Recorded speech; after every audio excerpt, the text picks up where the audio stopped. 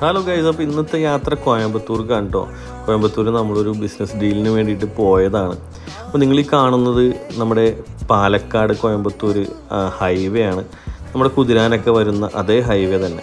അതിൻ്റെ പഴയ സെറ്റപ്പൊക്കെ മാറി ഇപ്പോൾ വേറെ ലെവലാണ് റോഡൊക്കെ, ഒന്നും പറയാനില്ല.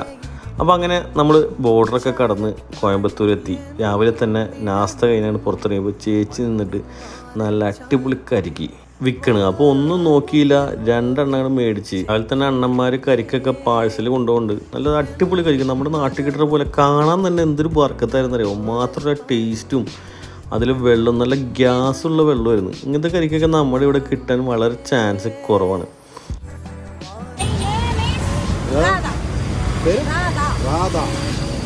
ഒരു ദിവസം എത്ര കരിക്ക് ഓടും? ഒരു ദിവസം എത്ര കരിക്ക്?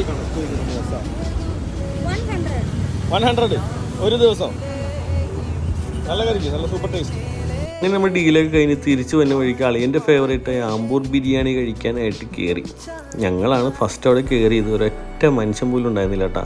ചിലപ്പോൾ തന്നെ വലിയ ബോർഡിൽ വലിയ ലിസ്റ്റൊക്കെ ഉണ്ട്. ചോദിച്ചപ്പോൾ ആ ലിസ്റ്റിലുള്ള ഐറ്റംസ് ഒന്നും അവിടെ ഉണ്ടായില്ല. ഒരു പൂച്ചക്കുഞ്ഞ് പോലും ഇല്ലാത്ത റെസ്റ്റോറൻറ്റിൽ ഞങ്ങൾ കയറി കൈ കഴുകി ഇരുന്ന് മട്ടൻ ബിരിയാണിയാണ് ഓർഡർ ചെയ്തത്. അത്യാവശ്യം നല്ല സീറ്റിംഗ് കപ്പാസിറ്റിയൊക്കെ ഉണ്ട് കേട്ടോ. പിന്നെ ഹൈവേ സൈഡിലായതുകൊണ്ടാണെന്ന് തോന്നുന്നു. മാത്രമല്ല ഞങ്ങൾ കയറിയ ടൈമും ഇച്ചിരി നേരത്തെ ആയിപ്പോയി. അപ്പോൾ അങ്ങനെ ഞങ്ങൾ ബിരിയാണിയൊക്കെ വന്നു. ബിരിയാണിയുടെ ഒപ്പം ഒരു മട്ടൻ പെപ്പർ ഫ്രൈയും കൂടി പറഞ്ഞിട്ടോ.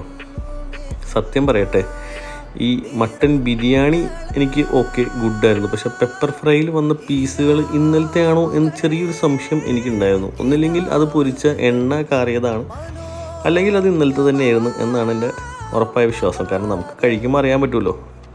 മട്ടൻ ഓക്കെ ആയിരുന്നു. മട്ടൻ ബിരിയാണിയും പ്രത്യേകിച്ച് അവരുടെ റൈത്ത, അതായിരുന്നു അടിപൊളി.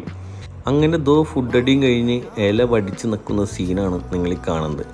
ആ റൈത്ത എനിക്ക് വല്ലാണ്ട് എന്നെ ഹഠാതെ ആകർഷിച്ചു. പിന്നെ കൗണ്ടറിലേക്ക് ചെന്നപ്പോൾ അതാ കിടക്കുന്നു കണ്ണ് തള്ളുന്നൊരു ബില്ല്. അങ്ങനെ ബില്ലും അടച്ച് അതിൻ്റെ ഒപ്പം ഒരു മൗത്ത് ഫ്രഷ്നറായിട്ട് എന്തോ ഒരു ജിലാമ്പി ഐറ്റം അതും എടുത്ത് ഇറങ്ങുന്ന ടൈമിൽ നോക്കിയപ്പോൾ നമ്മുടെ ഫേവറേറ്റ് ഐറ്റം. സാധാരണ വലിയ വലിയ കടയിൽ പോയി 2-3 സ്പൂണൊക്കെ എടുക്കാറുള്ളതാണ്. എന്നാലും ഞാൻ ഒരു സ്പൂൺ എടുത്തുള്ളൂ കേട്ടോ.